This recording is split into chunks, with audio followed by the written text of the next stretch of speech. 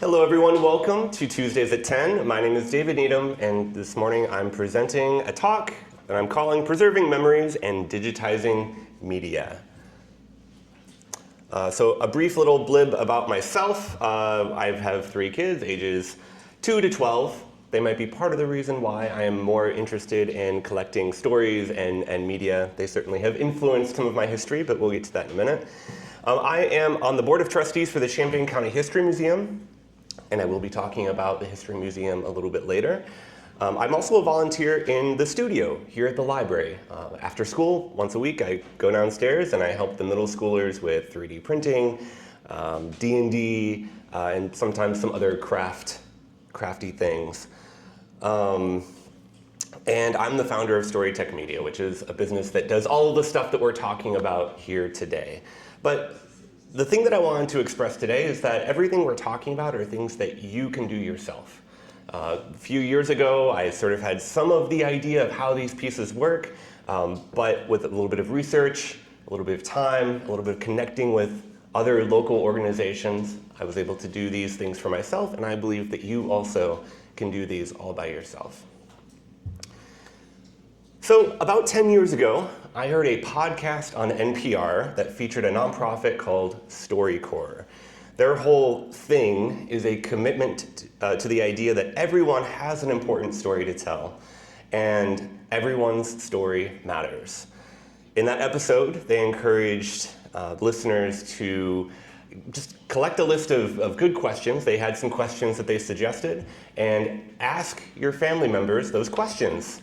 I think it was before Thanksgiving or Christmas or something, where you might already be seeing family members on a regular basis.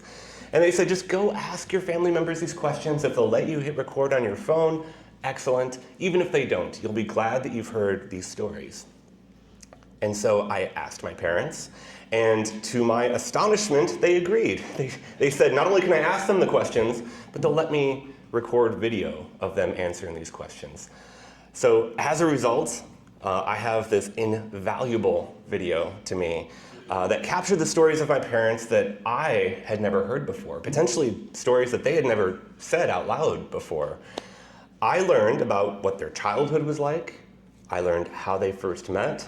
I learned what life was like as new parents growing up in the 60s and 70s. And a dozen other stories that shaped who they are today. If you'd like to download the list of questions that inspired me to go through this, I do have a link at the end. I have lots of links at the end, lots of resources, and these slides are also going to be available to download, and we can email them to you if that's easier. So you will have access to everything that I'm talking about today. So over the years, people would tell me that they wish they had done something like that for their family members before they passed, before their mental capacity had declined to the degree that they really can't answer questions or tell stories coherently anymore. And so after hearing that so many times, I was looking for something fresh with my career, and I decided to start this business. One, so I could tell other people's stories and preserve them and give other people that special experience, and partly so I could be in a really great position to take advantage of opportunities for my kids in my own family.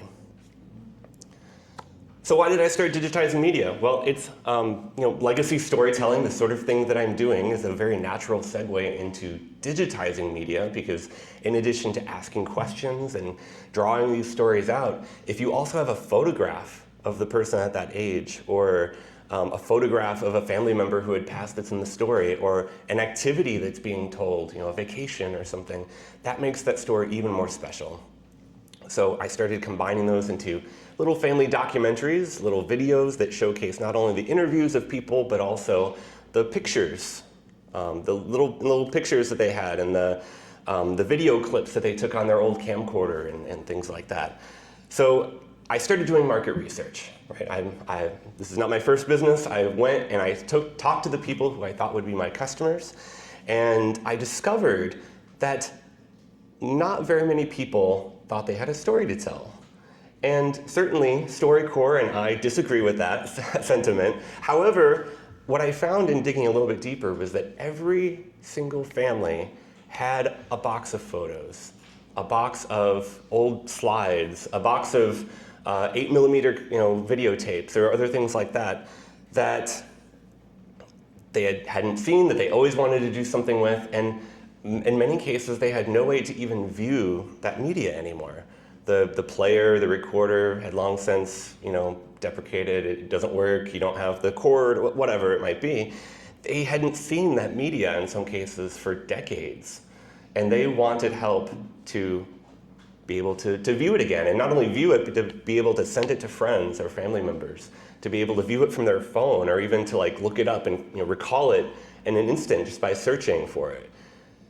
So taking a box of photos from your closet or your garage or your storage unit or whatever it might be, and turning it into something useful and something that you can display on your wall or put into a book or put into a video, kind of whatever you want to do. The first step is really going through those photos, figuring out which ones you want to keep, and digitizing them. And I thought, aha, this is something that I can help with. Maybe people are hesitant to record a video telling their stories. I can start with digitizing their media, because that is something that I feel like I have a pretty good handle on. I've been doing it myself for many years, so that might be a good place to start. Now, there are some problems with getting started with this, and basically the way that we store and record our media over the years has decreased their lifespan and fidelity. To say it another way, the type and brand of film that you may have used to originally record it, the device that you used to record it, whether or not you used acid-free paper if you were doing a scrapbook or a picture frame, not to mention the adhesives that you may have used to affix labels onto the pictures or into the book or whatnot. Plus you have to factor in sunlight if they're directly being hit by the sun, humidity, temperature, all of these things factor in to the end result, what it looks like when you actually go in and start digitizing it. And you may end up with things like this. I'll show you later, I have the original picture frame where this is displayed, and you can see, it's not going to be a surprise, right? It's a big oval. All of that is visible, the dog's in the middle, and the outside was covered by the batting or whatever it is on the frame. So that's a problem, right? And even in this case, I have a scanner. It does a pretty good job of trying to enhance a picture. It's made for photo scanning, and so when you put a photo through it, it will look at the colors, it'll look at the brightness, it'll look at things that may have faded or changed, and it will automatically create a copy that it tries to enhance. Well, in this case, unfortunately, because it's not a uniform sort of damage on the picture, the picture looks better, but let me go back and forth. You can see it's not great still. And unfortunately, it's a fairly manual process at this point to select and colorize or restore that particular part of the photo. But there's also another problem. No physical media is meant to last forever and will eventually become unreadable. So if you think back, there's all sorts of film media, of course, that isn't meant to last forever, whether you're consumer grade or a professional, it just will not last forever. But even digital-ish media like floppy disks, back in the day, they might not have held very much data, but they would last about 10 years if you kept them away from magnets and kept them away from abuse. CDs are really where I started backing up my media when I was in high school, college, and whatnot. But consumer-grade CDs are only really expected to last about 20 years, and the peak of CDs, writable CDs, was about 30 years ago. So the reality is a lot of people who are recording CDs, even though you're recording a copy and it's a backup, those might be degrading. Disk rot is a thing, like the backing on a CD or a DVD can chip or degrade over time, which can cause corruption and make the disc unreadable, so that's a big problem. And maybe over the years you've backed up photos or videos to a DVD, which in some cases can be a little bit better, but consumer-grade writable DVDs are also only rated for about 10 or 20 years. So those are also not permanent, or those are not going to last forever. If you think back to photo negatives also, they can get things like fungus that attack the organic dyes in the old film that used to color the pictures back then. So there's all sorts of things to be concerned about when you're working with physical media that you hold in your hands. And in some ways, the fact that something is temporary is special. I think Gen Z, I've been doing a lot of research for an upcoming conference that I'm helping with, and it's all focused on Gen Z. And there's a resurgence in temporary things and appreciating things that aren't digital and appreciating physical things you can hold in your hand. So this is not me knocking the old special photo that we have or the old VHS tape or whatnot, but it is a problem. It's something to account for. Part of the solution is digital files. Now, this is not the same as copying a VHS tape to a DVD. Like I said, that is temporary. It will degrade over time. And I've heard people say when I've suggested digitizing photos, they've said, hey, David, I've been backing up my photos for 50 years, going from one format to the other. I did zip drives way back in the day, and I moved them over to DVDs, and now I have them on an external hard drive or whatever it might be. What's coming after digital files? What's coming after we start uploading these to the cloud or backing them up in some other way? And the honest answer is that I don't know for real, but modern digital video and photo and video formats should play just as well 100 years from now. Digital media should never degrade and never become unplayable because you don't have the right hardware player. Modern cloud backup services, whether you're using Google, Google Drive, Google Photo, or Apple iCloud, Apple Photo, or something else entirely like Backblaze or OneDrive or whatever it might be. They do a pretty good job these days of mitigating and preventing corruption. There are systems in place to keep files from getting corrupted and being unplayable over time. So that's great, but it is still important if you're going to go the digital route, if you want to, I recommend backing up everything in a digital format anyway, but it's very important that you back up all of your content, all of your media. And I recommend the 3-2-1 backup rule.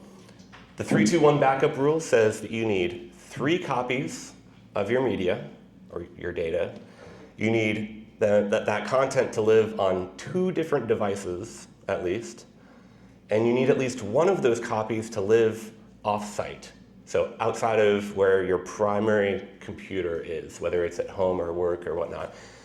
So it all depends on the size of the files that you're working with, but what I commonly suggest is the original media that exists, whether it's in your scrapbook or your slides or whatever, the original media, having a copy that's there and you can restore, make another digital copy if you need to. Having a copy that's in the cloud. Again, pick your favorite cloud provider, whichever one it might be. Or on your computer. Having a copy on your computer is also fine. But then I also recommend having a copy on a flash drive. One second.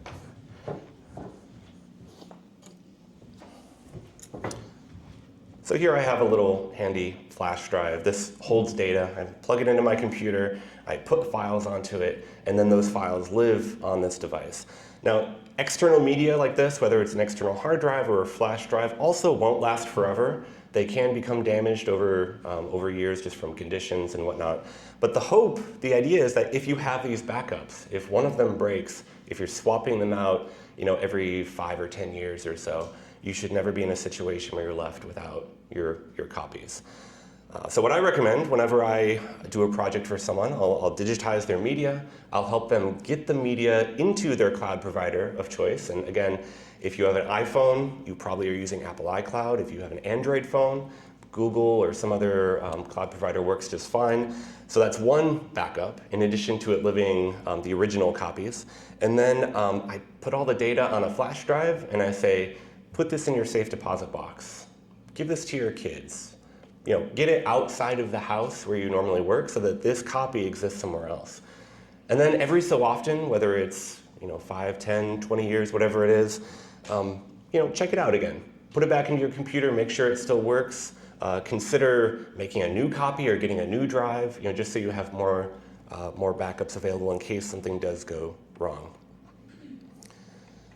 And it might go without saying, but the reason why you want it outside of your house is that if you have a fire or you have a tornado goes through or something like that, if someone steals your backpack that has your computer and your flash drive and everything else in it, it's not all lost. You still have a copy someplace else.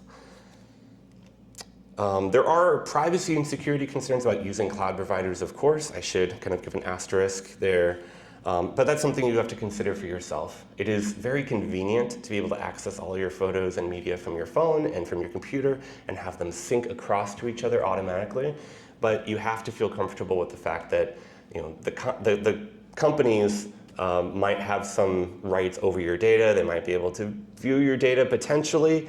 Just depending on the cloud provider you have to kind of rise up to the level of paranoia that you're comfortable with and decide what works best for you. I do also want to call out, too, that you should never think about your computer, phone, and cloud as three different backup options in the 3-2-1 system. Because if you are using iCloud or Google Drive or whatever, then those files might be automatically syncing with each other, which means if you are on your phone and you accidentally delete a picture, if it's syncing, that's also deleting it in the cloud and potentially also on your computer, depending on how you have it synced up. So that is not a safe 3-2-1 backup with distinct backup options in there. Another thing to consider is ensuring that modern formats are used when digitizing. Oops, I can go through. Ensure that modern formats are used when digitizing. Your scanner or editing software, whatever it might be, might want to use an extension or a format that you've never heard of before. And if you're new to this space, they might all be something you've never heard of before, and that's okay. But consider stepping back to just research what the best practices are today, or ask a trusted friend, ask me, I'm happy to share it. For images, it's usually JPEG or PNG or maybe TIFF or something like that. Those are all common formats for pictures that will ensure that they last forever, for a decade or more, or a century or more, I should say. For movies, that's usually MP4s or MOV files these days, and again, part of that depends on if you're Mac or PC or Android or whatnot. But the thing you want to avoid, this is a DVD of pictures that my great uncle made maybe 20 years ago or so. But unfortunately, they're in a format that I have never seen before. And I have no idea what software he used to record it on here or what format he used to digitize those photos in the first place. But unless I can figure that out, I have no way to get any data off of here. None of the data is actually usable for me. So that is something you want to avoid by using a proprietary or a unique sort of format. All right, so some handy do-it-yourself equipment if you're wanting to get into digitizing your media. First, you need a scanner of some sort. It could be a flatbed scanner like this. It could even be a scanner on top of your printer if you have that. A lot of printers these days tend to have a little flatbed scanner on top. The thing you want to look for a photo, you probably want 300 or 600 DPI, potentially 1200 DPI. All that means is it's the number of little dots that are crammed into a single inch. So the higher DPI you have, the higher quality it is. However, photos that are printed today are typically around 300 DPI. So anything that you record above that could be wasting your space. It could be taking up more space that's not actually saving any extra data. So you need to kind of be aware of how old is this thing that I'm doing? How big is it? If it's really tiny, you might need additional, like the 1200 DPI, just so you can make it bigger. So those are all things to think about when you're looking at a scanner.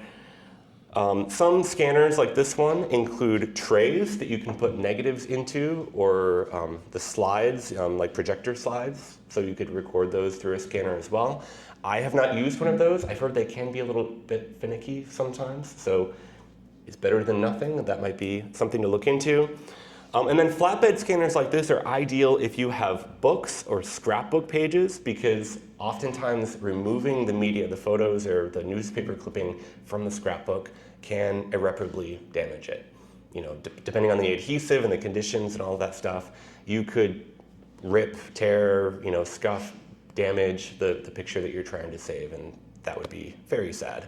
So in some cases, You might just want to put that scrapbook, take the page out if you can, put it on the flatbed scanner and push the button and scan it that way.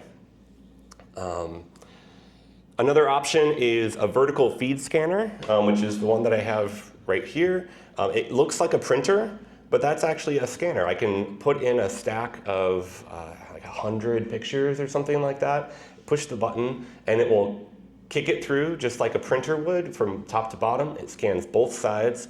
It does the automatic enhancement version if they're discolored or whatnot. So the point at which you're starting to go through thousands of pictures, it may be worth investing in a machine that's made to go through those quickly and includes features that can save you a lot of time and hassle. Another thing is slide and negative scanner. So if you have the old slide, projector slides that you have photos on, if you have negatives that you don't have copies of, then you might want to get something like this, slide and negative scanner. There are lots of models that look just like this that are made in China or wherever else. They all seem to work about the same based on reviews that I've read. I have one that is in a very similar format here on the table that we can play with afterwards if you'd like to see how it works.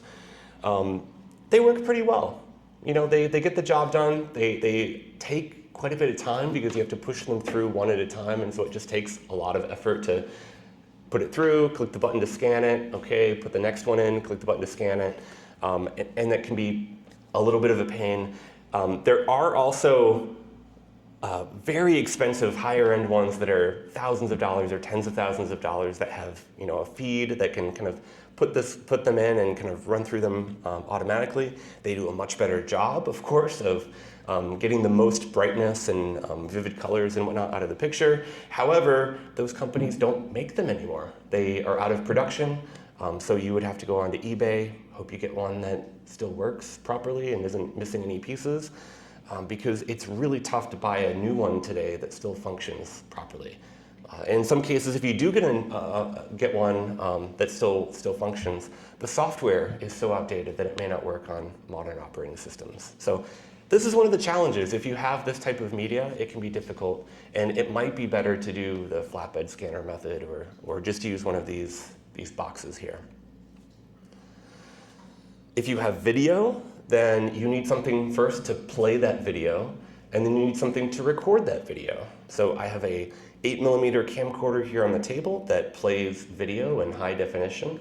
So if I have an 8mm cassette tape, I stick that in, I use the video out on that, or S-video for a digital, more digital-like, higher quality output.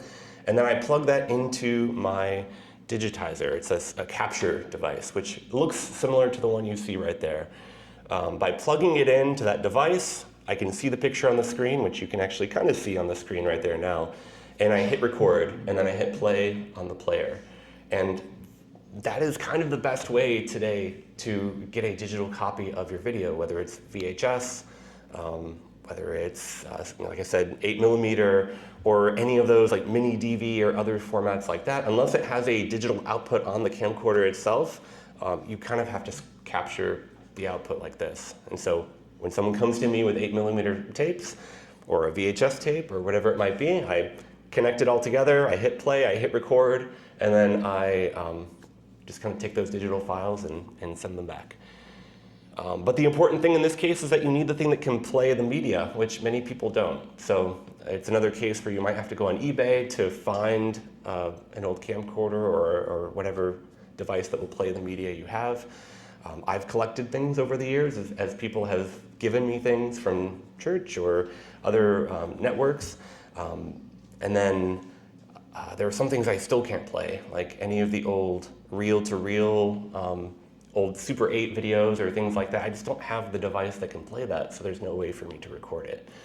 There are places in town that you can get that done, though, and I'll talk about that in a minute. And there are places that you can check out some players, too. I'll get to that in a minute as well. And then last but not least for this section, you need something that can clean the photos, the media that you're working with. If you scan your picture or your negatives or whatever it might be without cleaning it first, you are kind of shooting yourself in the foot because you just scanned a dirty picture. and any of those spots or smudges or fingerprints or whatever it might be is now preserved forever in your digital copy. So taking a moment to clean your pictures before you scan them will save you a lot of time and hassle, but it is critically important that you use the correct chemicals for that, the correct cleaning techniques. So right here is PEC 12, which is sort of an industry standard. It is a photographic emulsion cleaner, which is made specifically for film and photos and things like that. It does a pretty good job of removing dust and even thicker things like grease or ink. So that's what I recommend. I also have some of that here if you want to take a look at it. But then it's also important that you're using the right cloth. PEC also sells PEC pads, which are made not to scratch any media as you're doing it. And there's also little wands with some soft fuzz on the end, which is also made specifically not to scratch the media you're working with. And I have those here too that we can take a look at. And it is important to use extreme caution with older, rarer media. Not all pictures or media is made the same way. Some chemicals, especially in the older ones, aren't suitable for something even like the PEC 12. So you want to be careful. Try to research the sort of technology that was used for the media you have before you just try it. I think they recommend using like an old picture that you don't care a whole lot about, and using the corner just to make sure that it doesn't degrade the quality or anything like that. Okay, so there are local places that you can go to get some of this equipment if you don't want to go out and invest in it yourself, and there are resources for getting help as well. First, your very own Champaign Public Library, where you are right now. There are quite a few resources here, and let's see, so the Champaign Public Library has a flatbed scanner, several of them actually, with different qualities and levels. So you can go and use those without an appointment. You can just go check them out, and if you need help, there's someone around that can give you a hand with that. They do also have a clear click quick convert is what it's called, and it looks very similar to the box that I have here for slides and negatives. So if you don't have this, you can use it in, I think they have it in the studio in the basement. So during studio hours, when the studio is open to the public, you can just go down there and use it, and you'll have a librarian there that can help you out if you need it. You can also book a librarian where you make an appointment, and they will do it with you. They'll help you directly. And then the computers in the library have the Adobe Creative Suite available to everyone for free. So if you want to edit those photos, try to restore the quality of the picture, that is all available to you. There's also the Urbana Free Library. The Urbana Free Library has scanners, of course, very similar to the Champaign Public Library. They do also have one of those devices, the box over there, that you can check out and take home with you. So once you know how to use it, you could take it home. You can go through your media at your leisure.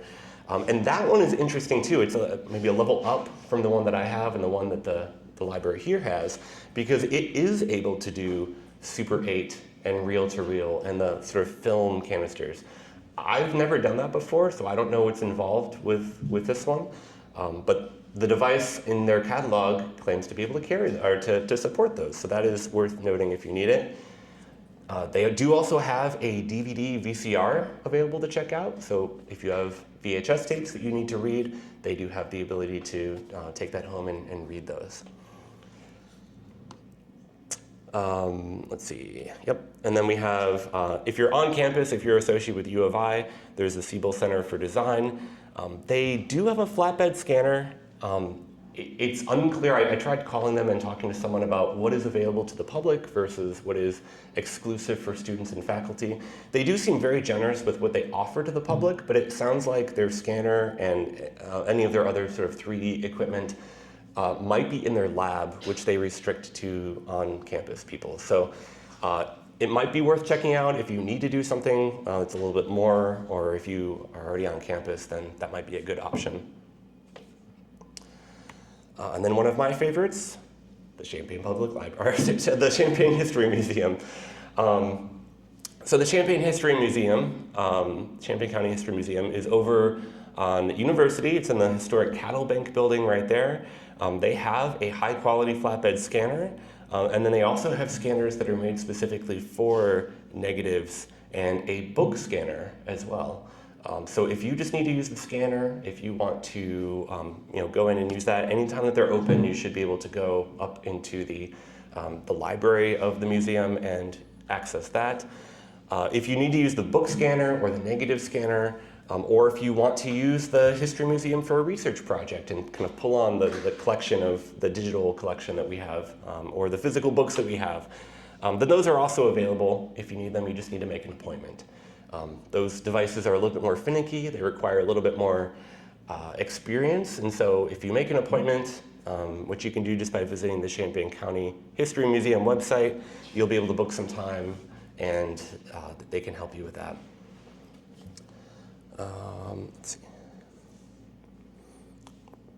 Okay, and then the Champaign County History Museum also has been doing lots of things with digitizing. I'm on the collections committee, and whenever something is accepted into our collection, we take time to index it and digitize it through taking pictures or scanning the media, so that we have a digital copy, and all of that does end up in our digital collection. So that is something that you can access out there. So lots of experience with that.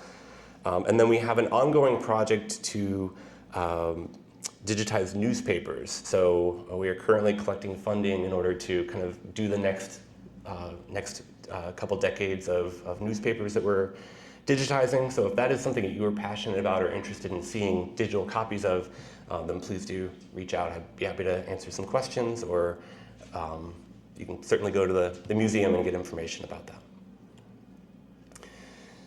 There are also some local let someone else do it options. If this is intimidating, if you don't want to do it yourself, I'll say up front that one of the things I discovered when I got into this business was that a lot of people need someone outside to help kind of get things going. A lot of people, they've intended to do something for years with the box of photos that they have in their closet. They may have even purchased a scanner or some device specifically for that project, and then it also has sat in the box for years and years and years without ever being opened.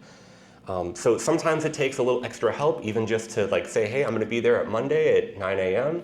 We're going to start going through this together, and then kind of some collaboration or whatnot. And I'd say in that case, if that's what you need, I'm certainly happy to be that person. That's one of the services that I provide, but you might have friends that have very similar problems. And so in some cases, having an accountability buddy who can say, all right, we're gonna do it this week. We need to get it ready for family visiting, for Thanksgiving or whatever it might be. I'm gonna go through my box. Are you gonna go through your box? You are? Okay, great. Let's talk next week and see how it goes. So sometimes that's what it takes. But if you want professional help with digitizing or storytelling, then certainly my company, Storytech Media, that's something that I do. One of the things we didn't mention today that's a little bit beyond scope is also taking 3D scans. So if you have an artifact in your house that's very special to you, some family heirloom or something like that, we can take a 3D scan of the object so that you can interact with it on your phone or tablet and kind of zoom in, and that's something that's really cool if you want to preserve it that way. And then consulting is available for organizing, cleaning, restoring your physical or digital media. We haven't really gotten into, don't really have time to even get into organizing your media, whether it's physical or backing up, organizing your digital backups of your media. But that's something I'd be happy to help with. There is also a group, there's probably lots of groups, but the group that I joined when I first got into the business is called the Photo Managers Club. And they are they have lots of free resources, and they also have a sort of membership that you can join for more professional resources.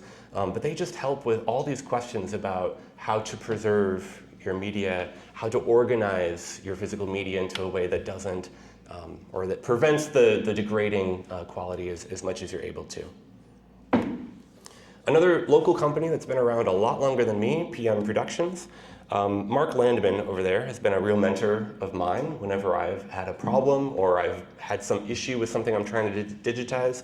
He has been my go-to person who's helped answer questions. He's loaned me equipment in the past. He's just a really, really nice guy. So The Illini studio, the little photography studio over on Springfield and Prospect, he has a little office there, and he is able to do all of the reel-to-reel stuff. So whether it's 16 millimeter, 32 millimeter, Super 8, even vinyl records and things like that, he has pretty much everything. So he is definitely something that a person that I would recommend checking out. And then if you are associated with the university, there are lots of resources on site. They have a whole preservation services department within the library system at U of I that is dedicated to preserving everything. Anything you can imagine, any sort of media, any in any format, they do all of that. I believe this is only part of the university though, so people who are associated or part of a department, they're the ones that take all the books and all of the lecture recordings and everything that you can imagine and digitizes them and restores them and preserves them in a safe way. All right, so I'm circling back around to the problem again, calling back to that picture I showed you earlier. I think right here, you see that right there is the picture of the dog and the oval and the puppy below on the chair. That's the one. This is the original picture frame that came out of. So the first step, if you're wanting to start kind of digitizing your media and starting to fix some of the damage, is to remove it from whatever it's in, whether it's a scrapbook or the picture frame.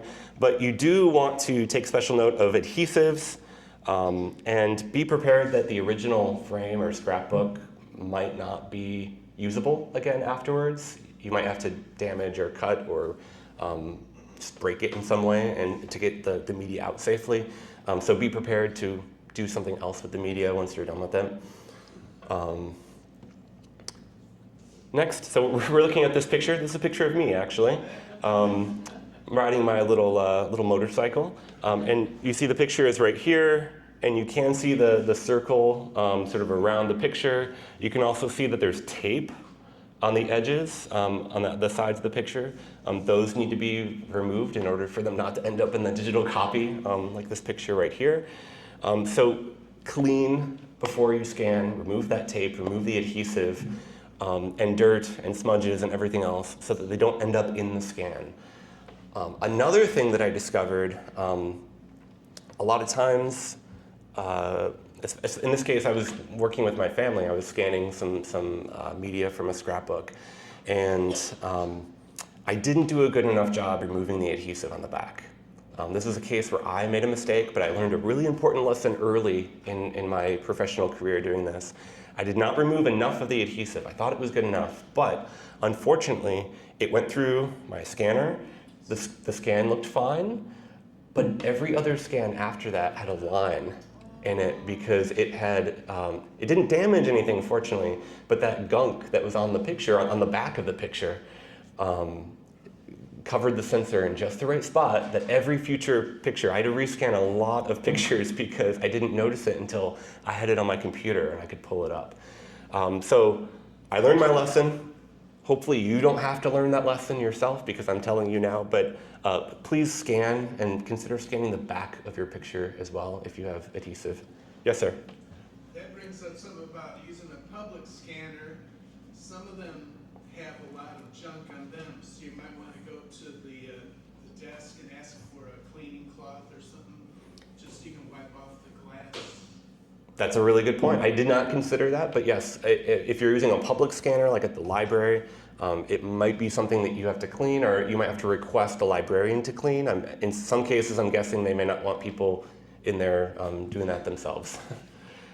But that's a great point, yeah. So in some cases, it might be worth doing a test scan and just seeing what it looks like on the computer first, and zoom in and take a look at it before you do thousands of pictures. And then,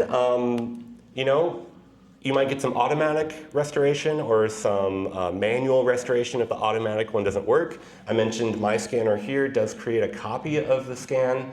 So I have the original, and then I have one that it tries to enhance. It usually does a good enough job that I don't have to do a lot of extra work, but that really only works if the picture is uniformly damaged. If you have the circle, if you have the oval, things like that, It just can't do a good job of that automatically.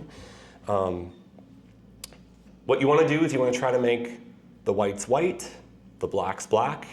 So if you take a look at the picture up there, it might be a little hard to see, but if you compare the tone of the t-shirt, sort of the one on the left versus the one on the right, and then if you compare the blackness of the sunglasses, you can see it's very red tinted versus a more pure black-gray color on the other one. So unfortunately, there just isn't an easy way to fix damage unless you get lucky, unless you happen to run it through a system that can do it automatically. And it might be good enough. You can attempt to do your own color restoration in a tool like Photoshop. They have some options. Photoshop has some AI tools built in, and there's other AI tools on the internet as well, of course, that can do some photo restoration for you. They're getting better. I haven't found them to be as good as doing them manually yet, but in some cases, good enough might be good enough. If you can do it yourself and you don't have the friction of having to go get someone else to do it for you, if it looks good to you at the end, then that might just be good enough, and that might be a good place to stop. But I would also recommend having the original copy still, so that if you, as technology improves, you'll still have that copy to be able to try to restore with newer techniques as they are released. All right, I will be giving a workshop. We're sort of nearing the end of this talk because we're at the 42-minute mark. I'm giving a workshop here at the library in the evening called Digitizing Physical Media. It's basically this same talk, but we're going to get hands-on with actually using the tools available at the library. I'll have my equipment here set up. We'll have some of the library's equipment. It will be in the studio in the basement. So Monday, October 27th, 6:30 to 8:30. Bring your media if you want us to digitize it with you and show you how it works and let you do it yourself. If you don't have anything to scan right now, that's okay. Just come and learn how the equipment works anyway. Technically, it is full. There is a wait list that you can sign up for that I recommend signing up for just so they have an idea of how many people are coming. But I have been told that there are always extra seats available. Some people inevitably won't show up even though they've RSVP'd for it. And for something like this where it's kind of hands-on, I expect that people will be cycling through. We'll work on the media, then we'll go to someone else and let them work on theirs. So if you have not signed up yet and you want to do this, I'd encourage you just to come anyway, even if you're not on the wait list yet, and bring your media. The next talk I want to talk about, this one is not my talk, but if you are interested in local history, the Champaign County History Museum has a Thursday history talk every month. This is the Forgotten Vermilion River Observatory. How many people here knew that there is a radio observatory in the area? A few people. Yeah, it is very cool. I'm very excited about this talk. It is being held this Thursday at the Champaign County History Museum in the upstairs area. This Thursday, October 6th at 7 p.m. It's scheduled to last about an hour, and usually it's pretty accurate. So we'll get to hear about this. And then every month, there is a history talk that is free to attend. So if this is something you're interested in, then please do check it out. A couple other quick events. We've also started doing history walks. So if you're interested in local history, you can walk around with a host who explains the historic buildings, or the one we have coming up is historic theaters. So you can learn about the theaters, current and past, that have existed in Champaign. And that is on October 25th at 1 p.m. There is a small fee for that, but it is very manageable, and it is so worth the time. It is such a good talk. All of the walking tours are excellent. I enjoyed them even before I was on the board. And then we do also have some other events coming up. We have our famous trivia night in February, and then we have a History on the Town event on November 13th. So there's just lots of things going on at the History Museum. If you are interested in local history, then I would encourage you to check it out and visit the website and become a member and all of those other things to help keep our history alive. All right, so we do have some resources that I said I would be sharing, and again, these slides are available. I will put a QR code on the screen at the very end where you can download them. I'll also be happy to email them to you if you prefer that, so you can click these links yourself. You don't have to try to write them down. If you wanted the list of the StoryCorps' great questions that inspired me to ask my parents questions, you can go to that URL, and all of them are listed there, as well as techniques and tips and all suggestions to record history and stories. If you're looking for a cloud backup solution, Backblaze is an alternative to Apple and Google that has a long history, and from my understanding, takes privacy and security very, very seriously. They get talked up quite a bit in the photo managers group as being very good cloud backup options. There's a link here to buy PEC 12 photo cleaning fluid, and from there you can get other cleaning devices and things from BH Photo. We do also have a link here to my fancier vertical scanner if you wanted an upgrade from a flatbed scanner. And then a couple things we haven't talked about because we don't really have time to get into the organization of digital files and what do you do after you have a digital copy. There's a subscription service called Artifacts, and they spell Artifacts incorrectly, so be on the lookout for that before you type it into your browser. But it's a subscription that maintains all of the data around your digital artifacts. It's trying to create like your own personal or family database of your artwork, your family heirlooms, your pictures. You could create pages that are showcasing a particular vacation and show all of the artifacts that came from that particular vacation in a display. So it's kind of like creating your own family history museum on a website. So if you're interested in that, that might be an option for you. And then there's another subscription service down here called PhotoMine, and they offer basically good enough photo scanning. They give you an app on your phone that you can use to scan or basically just take pictures of other pictures that you have, or negatives, or scrapbook pages and things like that. And it can do a pretty good job of, if you have a scrapbook page, identifying the edges of the photo and cutting it out and doing that stuff for you. It's not going to be as good as actually using a scanner with high definition and the right DPI and all that stuff. But if getting help, if going to the library or if using the equipment is intimidating and too much effort, then using a tool like this is way better than letting them continue to be in your box or on your bookshelf or something like that. So in this case, something like PhotoMine, where you pay a monthly fee to get access to the software, is worth it, because having something is better than not having something. All right, real quick, next steps for you if you want to leave with some things to do as any true sort of business presentation, then for you to think about next steps, find someone who will let you record their stories. If they'll let you record it on your phone, whether it's audio or take video or something like that, think about someone who maybe hasn't had an opportunity to share their stories and consider recording them. Consider using the StoryCorps Great Questions sheet. Find a couple of great questions. One of the things I discovered is that when I asked my family, my parents, questions, I heard stories that I had heard before, that come up every Christmas or whatnot. But it gave me the opportunity to, when you sit down and are intentionally asking them to tell a story, what I found is they go into a lot more detail. I heard parts of the story that I had never heard before.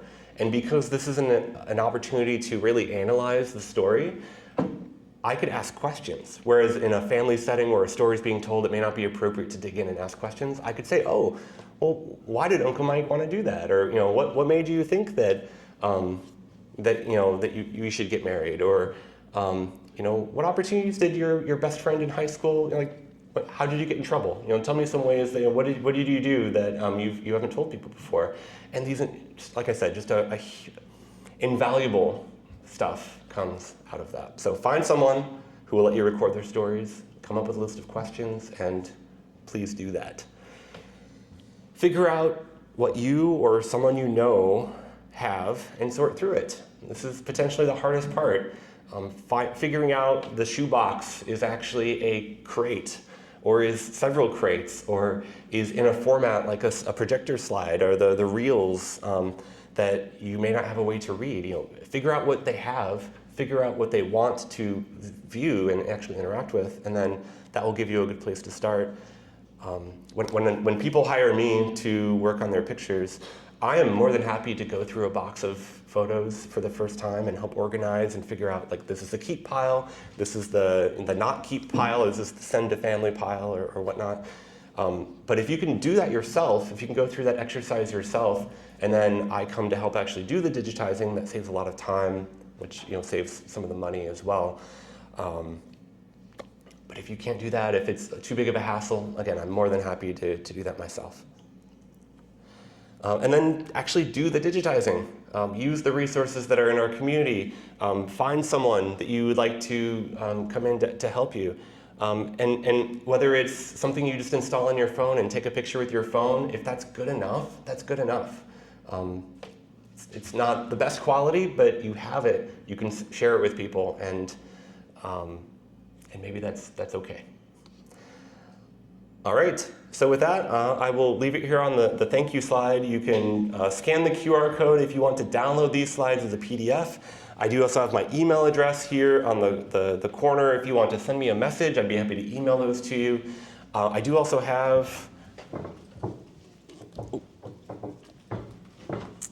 some brochures where my email address and phone number are in here as well. So if you are interested in getting more information or just reaching out to me with questions or asking me, what resources or equipment I use, I'm more than happy to give that away, and feel free to take one of these yourself. Yeah, so we will open it to questions now. I just want to make sure that you get a video, or we get the microphone so that you're on the recording. All right. You mentioned all the sources for the flatbed scanners, and I was wondering if you found there's a typical size restriction. Is there a size restriction, a typical size restriction for flatbed scanners? Yes, I don't know what they are. It's usually bigger than a standard document size, but I don't remember exactly. Many of them are about the same size, and I know the History Museum, and I know an alternative to the History Museum is the Champaign County Archives at the Urbana Free Library. They have almost identical equipment to the Champaign County History Museum, and they're also open most of the time during the Urbana Free Library being open, so more staff, more people, same equipment if you need that help. So they have a larger format flatbed scanner that's able to do an even bigger page if you need it, but you might have to get an appointment to do that.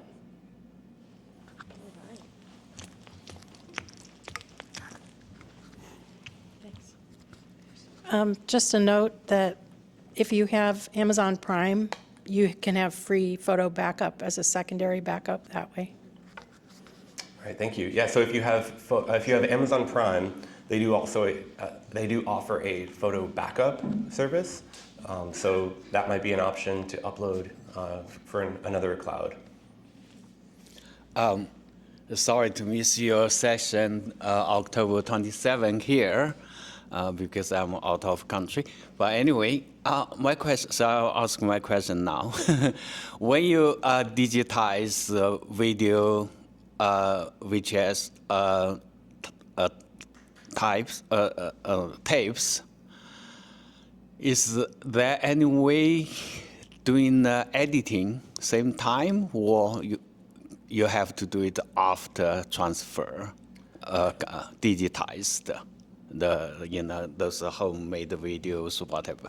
Yeah, so the question, as I understand it, is when you are digitizing video, is there a way to edit it as it's being digitized, or do you have to digitize it first and then edit it?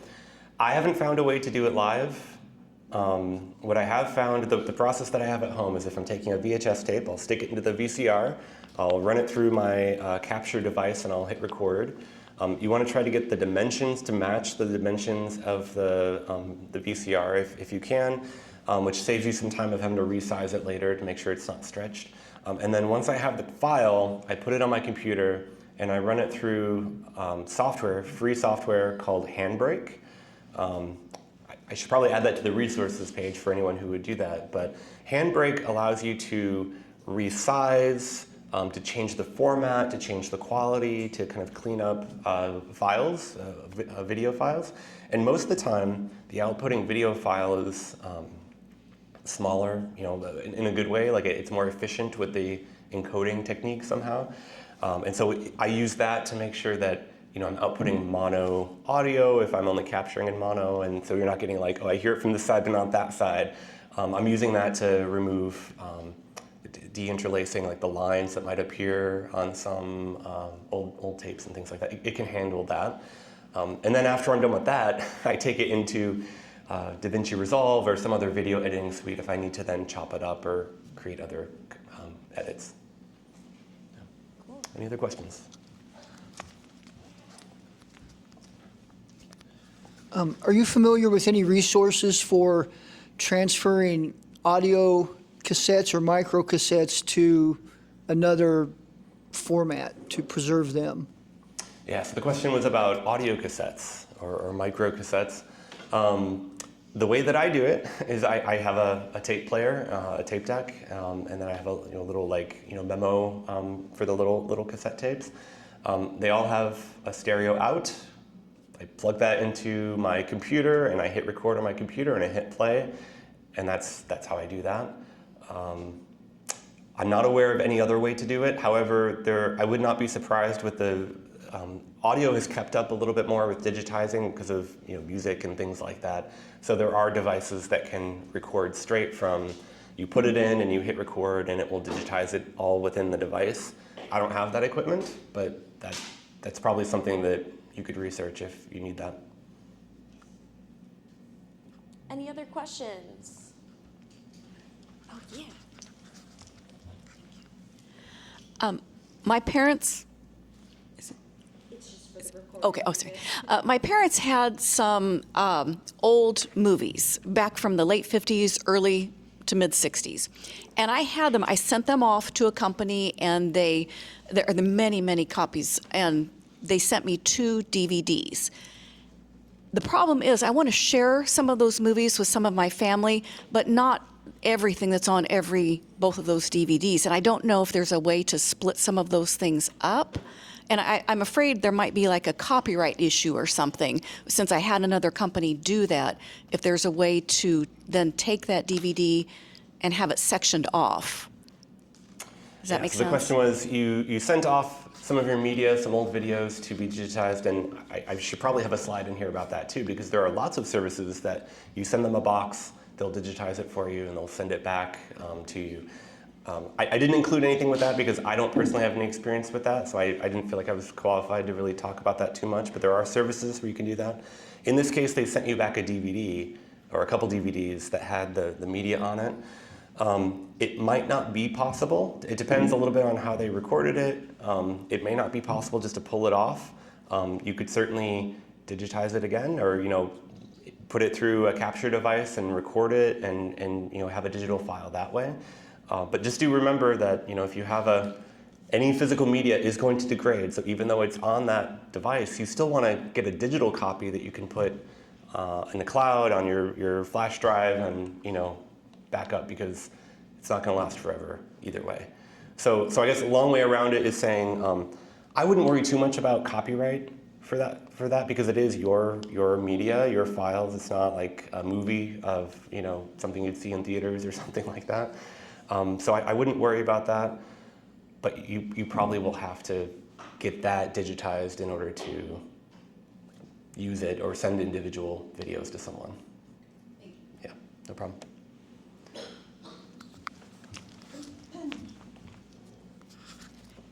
You mentioned a capture device. Is that like just your computer, or is there a specific device that you recommend, or what is that? Yeah, so earlier I mentioned there are these capture devices. This one right here is just an example.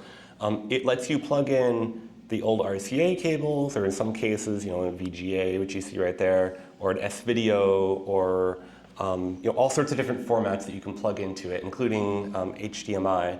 And then it shows it on the screen, and then you hit record on the screen. And I have one here too, and again, all the stuff here at the front is set up so that if you want to come up and look at it or talk about it, I can show you, and we have a few minutes to look through it if we want to. But the idea is it's a way of playing the media on a screen and then you record it. It's capturing it. The difficulty is a lot of players that you have. There's just no place to actually hit record and make a copy, a digital file of it. And even if you plug it into your computer, like HDMI, unless your computer is specifically has a capture card in it, it may not be formatted to play something coming in through HDMI. It might not. It depends on your hardware and a variety of other things. But yeah, I have one here. We can take a look at it together if you want, and yeah, I'd be happy to share that. All right.